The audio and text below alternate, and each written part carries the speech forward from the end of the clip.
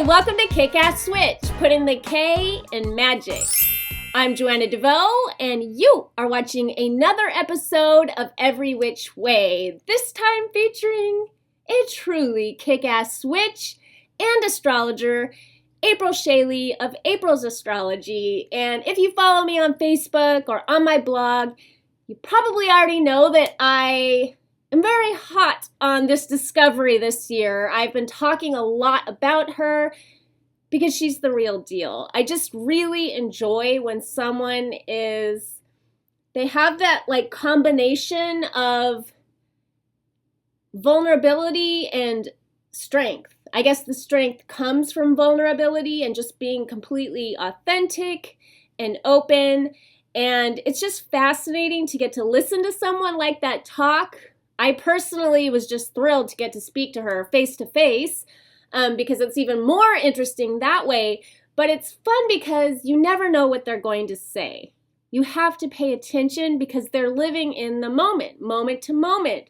So it's just a different experience talking to someone who moves through the world that way and allows themselves that kind of freedom. So I am thrilled that I got to speak with Aepril face to face before she becomes the inevitable rock star that she is for the rest of the world. Because once the rest of the world gets a hold of this woman, forget it. Get in line to get your interview. So here she is without any further ado.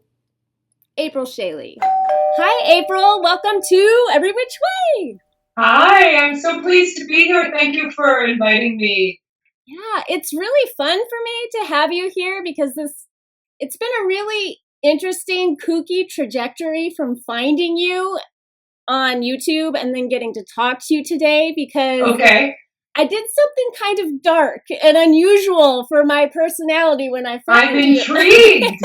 I am like a chronic sharer. If I find something cool, I think the whole world has to know about it. And when I think one of my clients came through you, actually. She mentioned you, that you put my New Week report on your website, on your Facebook thing.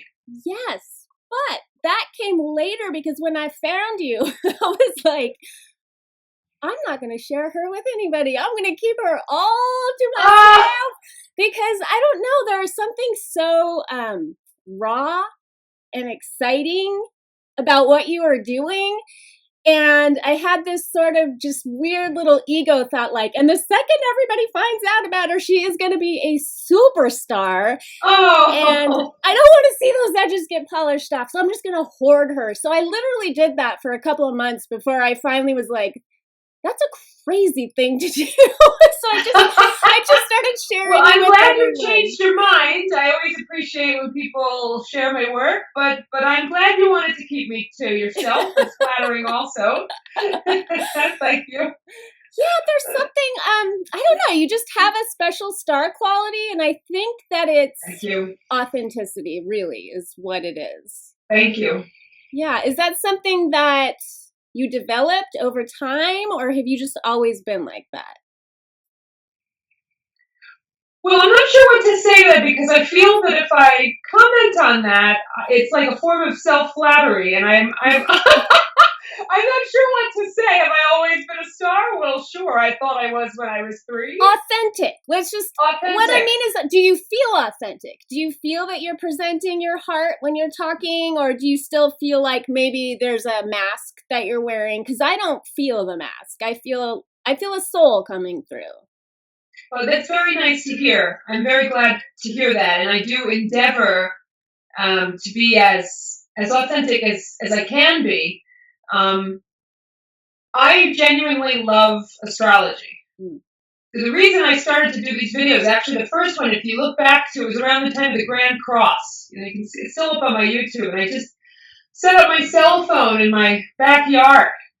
I just wanted to talk about it because I was interested in it. So I just wanted to talk about it, and I saw so many people struggling, so I wanted to convey it wasn't a business plan thing that I did that for. Like, I wasn't like, I should start doing videos so that I can promote Aepril's Astrology and get more readings. It was more like, I need to talk about this Grand Cross. So that's why I did the video. And then I realized through doing that, wow, people watch the video and then people get to know me, and that's how I'm reaching out to more people. And so that was a nice surprise. Yeah.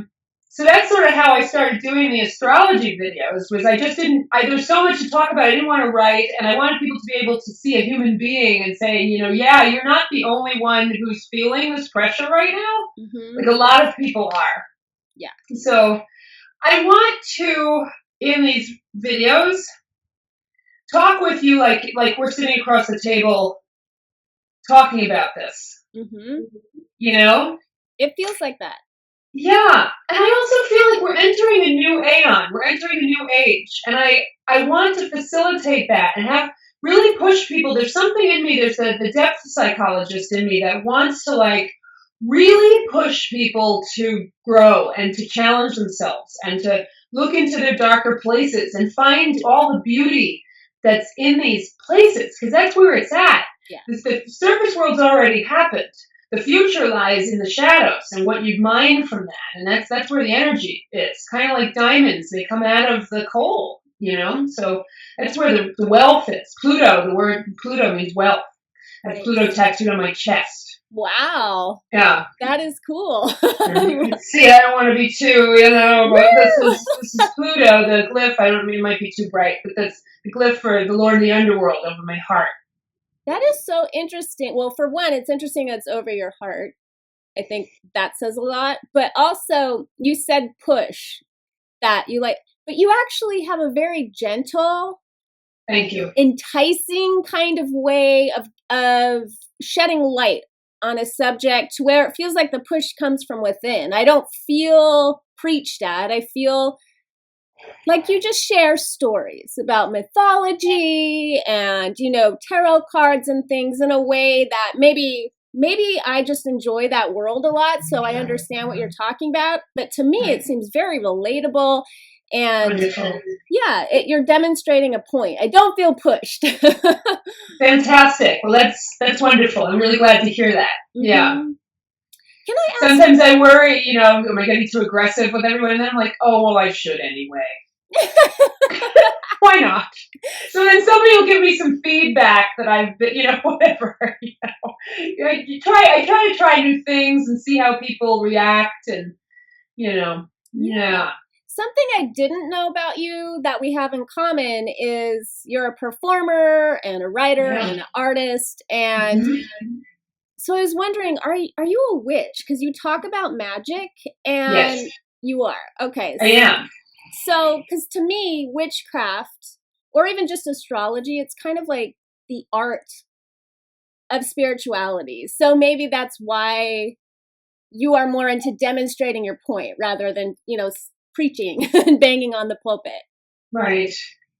Right. Because I want to live it. Mm-hmm. And that's what I want to invite my listeners to do is live this. Because if we're just thinking about it, it's from the neck up. And that's not what we all are really craving. I think we're all really craving to be in our hearts. And I think we're also craving being connected with the lower chakra system, too, in a way that's not unconscious. I think maybe not everyone, but I think people are craving more information about sexuality and the connection between sex and spirit. And I think, which is pretty much to me what magic is. I think all magic is sex magic. It is the union of the masculine and the feminine, of the conscious and the unconscious, and bringing those two things together to create change in accordance with one's will. Will being your personal will as connected to divinity. So that's to me one of the definitions of magic. Mm-hmm. So so this is why to me, magic and astrology, there's no separation. And art, Crowley said all art is magic, and I agree. It is, you're taking materials, taking the will and inspiration from the divine, bringing them all together and creating something that didn't exist before based on your connection to spirit. And I think that is just one of the most beautiful things about life, Yeah. So yeah. you're mentioning Crowley. Yeah. You have Pluto over your heart. I do. You're talking about the underworld. How did you learn magic? What do you, I mean, there's Wiccans, there's people that are into ceremonial magic. Like, what's your flavor? Well, I have multi-layers of flavors. I am also a Thelemite. I'm an initiate of the OTO. Oh, cool. And that's a very important part of my life. And I'm constantly learning from them. I have a very wonderful community here in Salem, actually. And throughout the world. I mean, it's connected all over the place, different bodies. But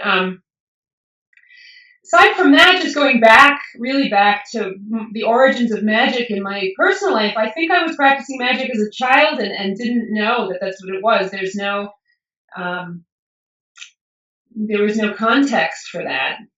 Mm-hmm. I actually was one of the few children that loved going to church. I know we're supposed to, as witches, we're supposed to, and Thelemites, we're supposed to have this antagonism towards church. Mm-hmm. But I didn't have that. I actually enjoyed going. And I grew up with a female reverend, so that women in a position of authority in a spiritual context was like completely normal for me. So I don't have that fight with the church, really. Oh, interesting.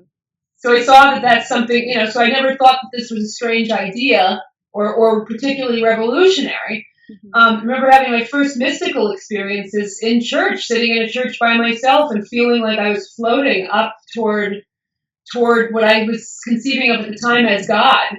But also practicing magic, directing my will, using things that I found and concentrating my thoughts and trying to direct things. I remember trying to practice telekinesis as a kid.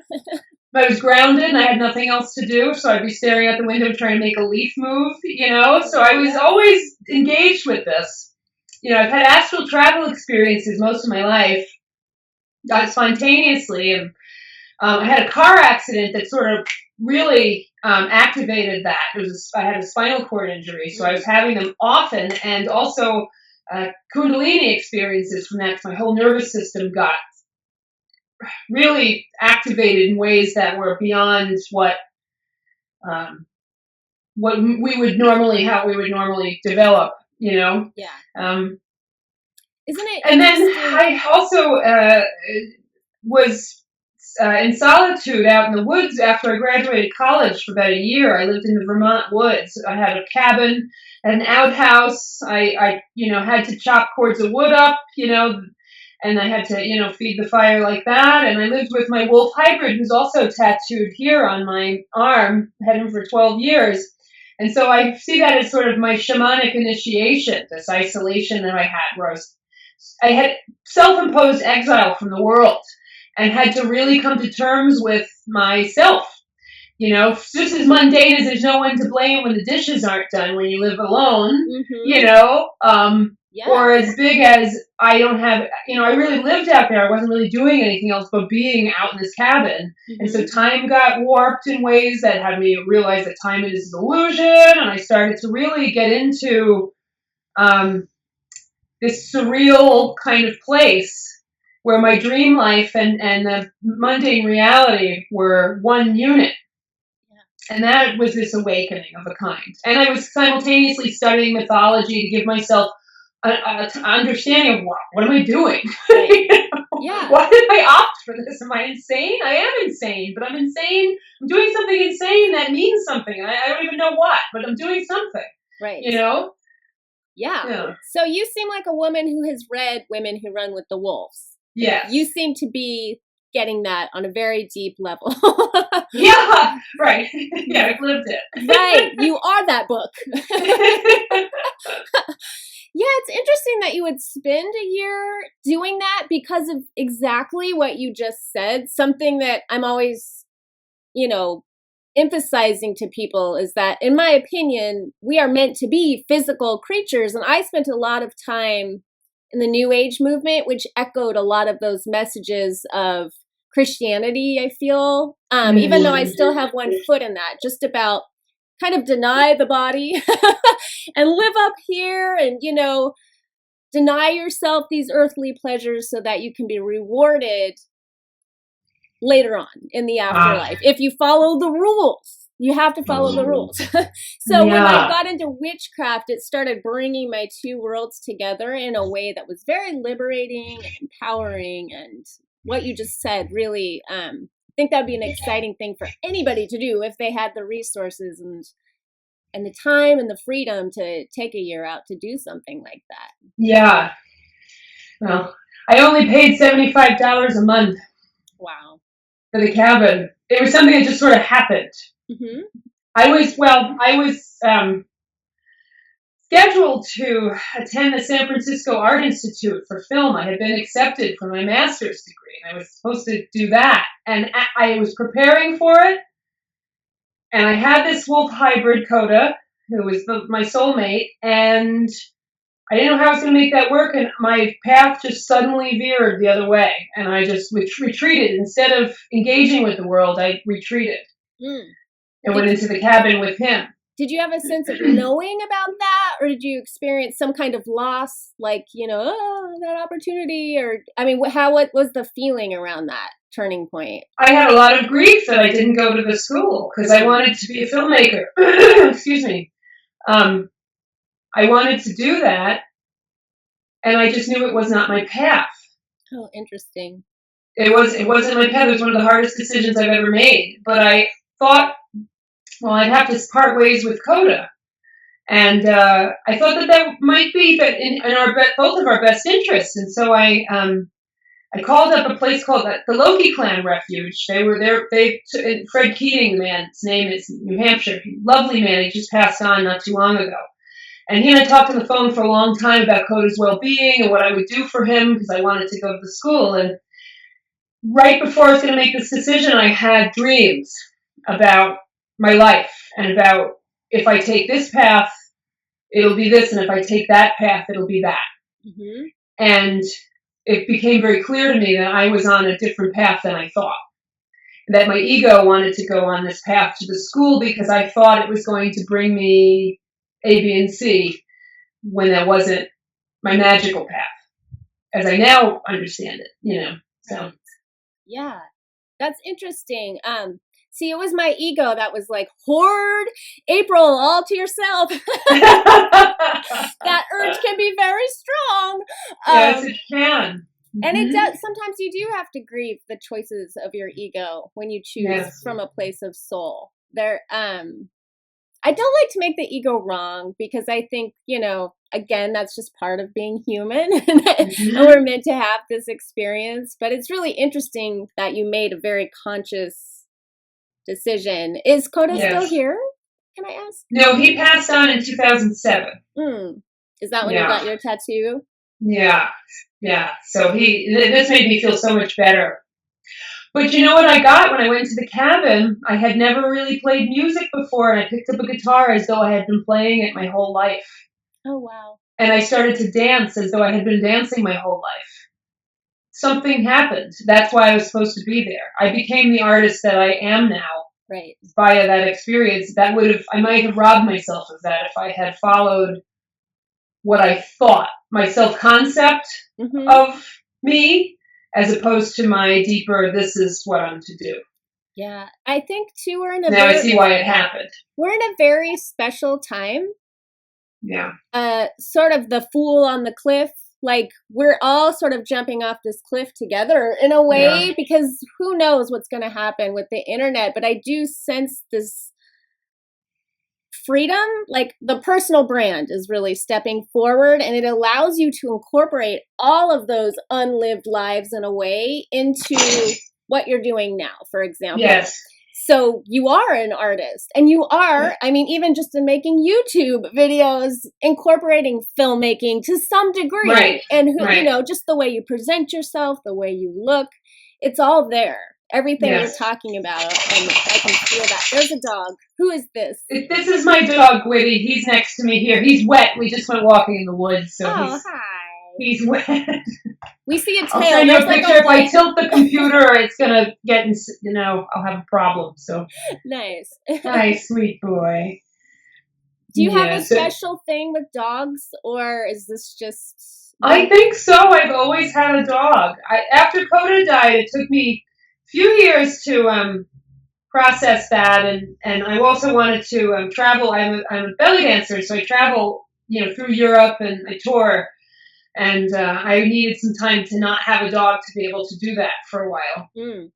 And then I got Gwitty, but I had still had this hole, after losing Coda, and then when I got Gwitty, he felt a lot better. You're reminding me so much of The Witch of Portobello by Paulo Coelho. Have you read that book?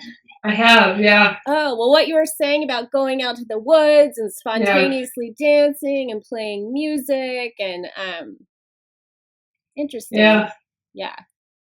And Laurie Cabot. We spoke about her before the interview started, and she did that when she was young too. She I don't know if it was belly dancing, but she was a dancer. It was. She looks like Elizabeth Taylor. I know, it's crazy. It's amazing. She was beautiful. And she's stunningly gorgeous now. Yeah. In her 80s. Yeah. I mean, you walk into the room and you have met the goddess is sitting in the room. The Morrigan is in the room. Something I would like to ask her about is her appearance, because for a long time, again, this ego, this video is turning out to be about my ego, but I was afraid of her. I just thought it was just some Halloween thing. Like, it didn't resonate with me. And then I thought, well, it's kind of scary. And then I got A Witch in Every Woman, and I just fell in love. I started watching her videos. She has the biggest heart. She explains in some interview I heard why she dresses that way. It's for a very specific reason. And so I'm hoping to get to pick her brain about that. But I'm glad that you said that she's beautiful and she's amazing. Yeah. Very cool. She's a diva in the highest sense. She is, she's somebody I admire greatly, and she and I have talked a lot about some of the conflicts that come up when you're a performer, but you're also a mystic, and you're also a magical practitioner, and the ego, and, we've talked a lot about that. She's given me a lot of valuable insights. She's been very helpful to me. So what's the climate in Salem? And did you go there because there's a community of witches and magically minded people there? Why are you there? I stumbled on Salem because I've never been interested in this town, really. And I was, after Coda passed away, I lived up in Maine.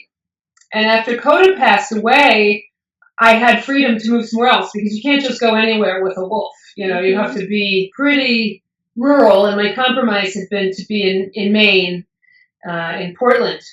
And then I realized, we can move, isn't this great? So my partner at the time went and looked for places we might want to live closer to Boston. And then he came back and he said, Mike, we missed this. We need to move to Salem, now. We're going to have such a good time.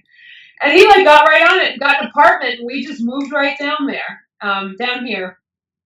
And it's been great. I've never regretted the decision. So was he right? You were going to have a great time? Is there something? He was right. Yeah. Is there something special about it? Yeah. There is. There's a lot of things that are special about Salem. It is a very charged place energetically. It has layers of meaning built on it now, so it had these witch trials that went on, which had nothing to do with witchcraft. Right. But that has been brought to Salem. Somehow that energy created this place where people come to do magic.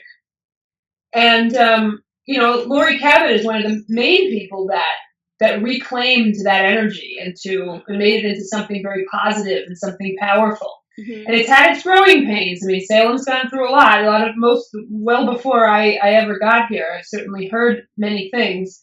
But a lot of those things seem to have been healed, and it just continues to evolve. It's a small town, though. I think people expect it to be totally woo-woo and witchy, or when you just walk down the street, you're going to be, absorbing magic somehow. There is a lot of the sort of witch Disney, commodified witchcraft that is what it is. And then there's hidden pockets of people who are initiates that do their work. And I'm very grateful for that there's a place where that's okay. And you can just go. One of the things I love about Salem is you can just put on, whatever, your cape or whatever, walk down the street, and everybody's still just doing their shopping or going to work, and they don't care that you're wearing a cape. It doesn't, I'm just saying anyone can do that. It's pretty all right in that respect. So yeah. Very cool. Well, I think it's becoming more of a place for artists lately too, which I appreciate, and I'm enjoying that development.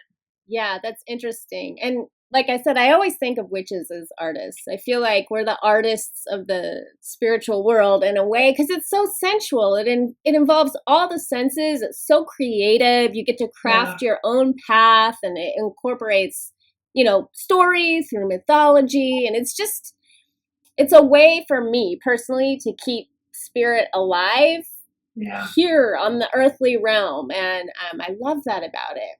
Yeah. I didn't know that about you until I was just like, I should go read up more on her, because I really only knew about your videos. That's really how I came to love what you do. So we should talk about that as well, because you are a kick-ass astrologer.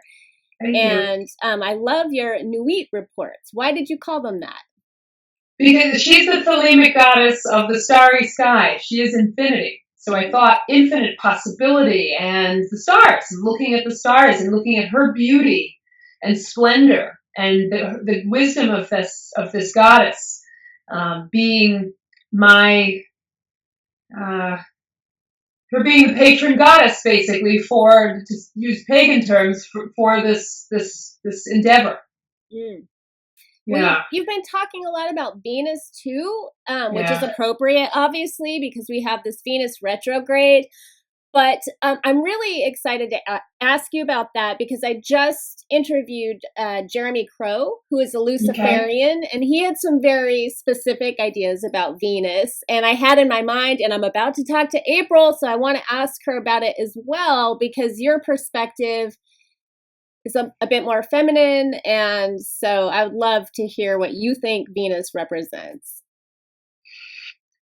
Oh, she's so much, and it's also juicy. Yeah, I get that.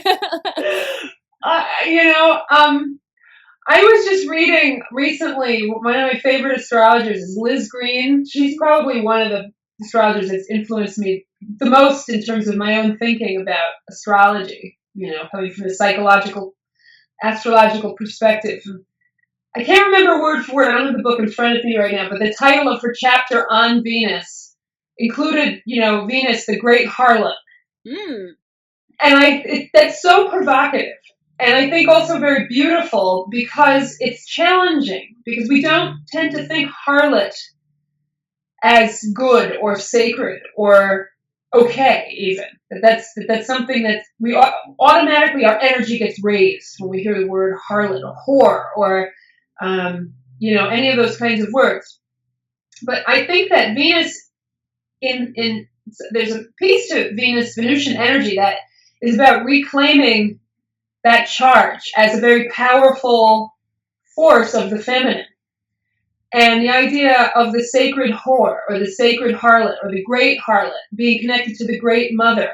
There's a precedent for this that goes all the way back into history, of that being a powerful, potent force of the feminine, that the sacralization, the divinity of sexuality, not as a commodity necessarily, not as something that's owned in a relationship per se, or that can be an alchemical, cauldron for things to happen also. But as sexuality is a vehicle toward spiritual enlightenment. And I think of Venus as being these things, having that key. I think she's sort of made saccharine by fluff astrology. Mm-hmm. I'm not putting anybody down, I'm just saying, it's not my flavor. Right. That she's about cooperation, and she's about love, in some fluffy, way. And she's so much more than that. I mean, she's also a goddess of war. She started the Trojan War. She is a challenging goddess, I think. And she has her own morality. We think of her as not moral, but this isn't so. Her morality is such that if you deny love and passion and sex and beauty, you're in a lot of trouble because you're going to lose your life. You can't live like that. But she's that principle. So she thought it was very dangerous, I think, in a lot of ways, or at least that's what I'm focusing on right this moment. Like by our more hero-like or maybe our patriarchal values of things staying the same. Mm-hmm. You have a marriage and you don't want any sort of interference in it, or you have, a home and you want that to stay the same forever. She's the energy that's constantly bringing life force into that place and challenging, is this where your heart is? Is this where your heart is? So being in alignment with her is being in alignment with motion. And the erotic is about friction and motion, as opposed to maybe lunar with the moon, which is more about static and staying. And, and I think both principles are just as important, but need to be balanced or integrated. I'm not sure what the right words are. Mm-hmm. Yeah. My son is obsessed with the sky, and he has been, he has autism, so he didn't speak for a long time. So he just pointed at the different things, and we've been following Venus for most of his life. And I've learned about Venus because of him. He'll want to get up at a certain time I know it's going to get me all choked up. Oh my gosh. Isn't that crazy? But then you start learning about, it was fascinating learning from Jeremy Crow about how Venus is connected to the light bringer. And then it was fascinating listening to you talk about in so many videos. Just people have to go back and listen to your videos because you have a lot to say about this. And it's all fascinating. And because you actually kind of embody that Venus energy, it's never the same. You're always like adding something new. You don't tend to repeat yourself too often. So it's a real pleasure to listen to you because it's just always fresh and in the moment, or it feels that way to me. Thank you. And Venus is like that. You have to pay attention to what she's doing because, at different times of the year, you can't see her, and then she's there in the night, and then she's there in the morning, and I love that. But she makes sense if you watch her. Mm-hmm. Right? Doesn't she? Yeah. She makes sense. She's predictable in her own way. Kind of like the moon. Mm-hmm. She has her cycles. Yeah. But they're not quite the same as other cycles that are more predictable. So, and I like that her cycle makes a pentacle. A 5-pointed star. Yes. Isn't that kick-ass? It really is. And I think one of the exciting things, again, I learned this from my son before I got into magic, is just the cycles of nature. And the way you can watch and move with them, and your life becomes, you just step into the flow instead of constantly resisting what is. It's just about being present to the moment, and nature is just constantly giving us clues. It's like hiding in plain sight. It's just right there. It's, right in front of our faces. Yeah. Why mythology? Why do you worship deity? Do you believe in it as its own, entity outside of you? Is it an archetype for you? Like, how do you think about that? Well, I can point at astrology for one of the reasons. I have my Mercury's in fire. I have a Mercury in Aries, which sometimes gets me in trouble. But fire Mercuries tend to think, Mercury's how you think and communicate. And people who have their Mercury in fire tend to think in archetypal terms. It's just sort of natural to that placement, But aside from that, I'm thinking back to when I was first interested in mythology. I remember taking a class in high school It was an English class, and I was quite a hooligan in high school, and I didn't really like classes, you know. I was that kid that could do okay on the test, but didn't like to show up much and hang out with much older boys, and just, I was that hooligan.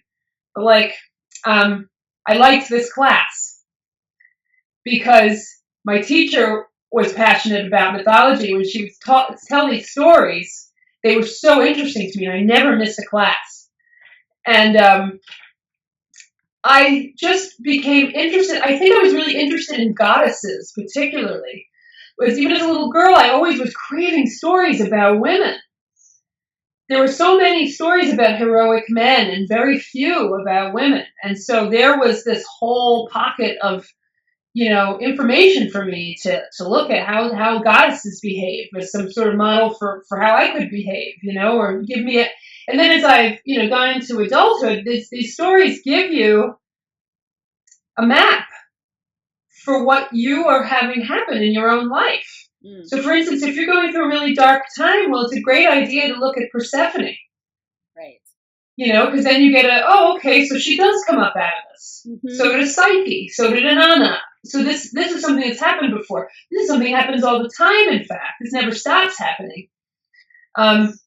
And astrology is kind of the tool with which I can map these archetypal stories out and say, you're going to have Persephone at, you know, next August, and you're probably going to get, you know, a little bit of the Kronos-Uranus story, you know, next, you know, year or whatever. So it gives you an actual map of your mythological journeys. And they overlap, which is amazing to me. You can have like a couple going on at once. That's when you really lose it. You're like, what am I even doing? I'm in the underworld, but I'm expanding, and there's light over here, but there's none over there, and, you know. Yeah. You know, I'm learning a lot this year about astrology. Thank you for being a part of that. But for a long time, it was just so chaotic to me. You know, I just could do just the moon, the sun, and the rising, just leave that, you know, but little at a time, listening to people like you, studying a birth chart. You start to see how things are overlapping and how that's okay. Right. It's beautiful chaos in a way, but it's organized chaos too, and there are those cycles and patterns. Yes, I love that. So if somebody wants to work with you, how do they do that? Can I get a personal reading from you? Like, how would I go about doing that?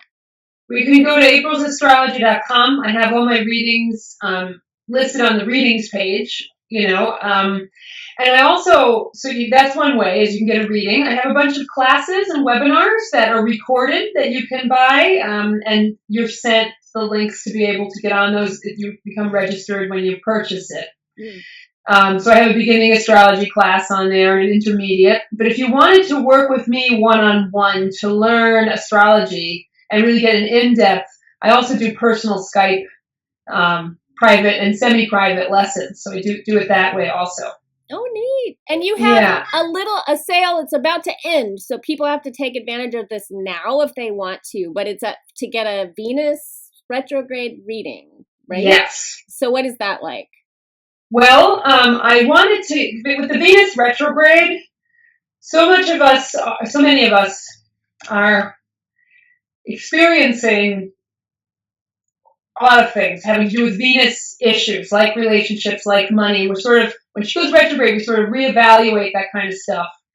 And we have to find ourselves again. So if we've lost ourselves in relationship, we sort of need to find ourselves again when Venus goes retrograde. And I think it has a lot to do with self-love and self-value and doing that underworld journey. So underworld journey isn't always cute. It's kind of scary sometimes, and even if we're all doing it, you know. But what I wanted to take this opportunity to do was offer a reading just for the duration of the Venus retrograde. She goes direct September 6th. But to focus on, our Venus. So the reading would basically be about Venus in your chart, and so your love nature, your ability to attract, because she's the law of attraction, your financial, what you need for financial well-being, why certain things are the way that they are, your sexual life, you know, and what your love style might be with Venus.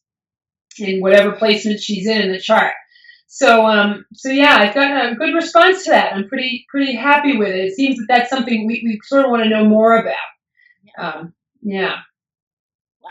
Very cool. I wonder how long you're going to be able to do these one-on-one readings, because like I said, I have a feeling something's going to happen. There's going to be a lot of people knocking on your door, so I'm so excited I get to talk to you now when the getting is good. Thank you. And before I let you go, I love to ask people, it doesn't have to be the end-all be-all, just whatever first comes to mind, but what is your best tip for creating the kick-ass life of your dreams? Follow your bliss. You know, there isn't anything else that you can do, really, but follow your bliss. And Joseph Campbell said this, who's an Aries, and he's awesome. Was awesome. Yeah. And because that is your navigational system, period, is if you're feeling aligned or not. And I think if you're not feeling aligned, you're not doing what's correct for you. And so we need to pay very close attention to how we feel. And unfortunately, in our culture, which this gives us an opportunity to overcome this, which is a great opportunity for growth. But unfortunately, in our culture, we tend to devalue how we feel and overvalue what we're thinking and overvalue what we're supposed to do, you know. And I think that thoughts and feelings are a loop, and they influence each other, and our thoughts matter greatly. But checking in deeply with how we feel about something as to whether or not we really care about this or not. The caring about something is the guidance, because it tells you what you're here to do. So it's moment to moment. People ask me a lot, can you tell me what my life purpose is? And I know we want to know that. I feel that it's revealed moment to moment, like now, like right now, with what you want to do. You want to go get a sandwich, or would you like to pet your dog? It's as simple as those things, just starting right there. What feels aligned? Just playing with that. Even just starting with that. And then the bigger things too. Yeah, there's this idea in magic of true will. Capitalized, because it's your own divine will. And who was it? James Hillman has a book called The Soul's Code, In Search of Character and Calling. You familiar with that book? Yes. Yeah. His work specifically. Yeah. Everybody you've mentioned. I love, I think all the people that you've mentioned. Yeah. So, well, in that book, he talks about the acorn. That's astrology. The acorn is we can see the acorn is by looking at one's natal chart. So that those two ideas are very aligned in my mind. You know, the acorn is the thing that's the thing you're going to become. That's the tree that you're going to become, and you're destined to become this tree. It doesn't exclude free will, but that you're here to know what it is to be that tree. And so if you're an oak and you're trying to be a maple, that's not going to feel very good. So you'll know it. But then I have to say also, not to go on too long about this, but there's contrast too. And part of how we refine is by learning things via contrast. Yeah. So it's totally normal and natural to not feel good a lot of the time, because you figure, oh, whoa, okay, and you figure out this is the direction. It's when you stay with what doesn't feel good, you know, out of your own best, you know, that this is when you stay in a life that's not aligned. So. I feel like if there's a stick that is your guidance system, it's your bliss and the contrast. You know, it's like a 2-part system there, you know. Yeah. Move away from what doesn't feel good, you know, but it's there to let you know you need the contrast to, you know, you can't experience the light if you've never experienced the dark, kind of thing. Right. And you know, a thought I'm having right now as you're saying this, contrast also gives you strength. It helps you move, you know, those muscles so that you're really good. When you are following your bliss, you're on it. Yes. Yes. And something you said leads me to make this most profound declaration that every oak was once a little nut. Yes. And you have to That's start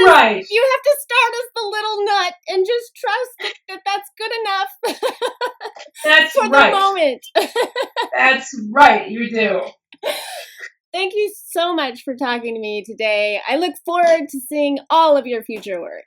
It's been my pleasure. Thank you so much for inviting me. Much love. Peace.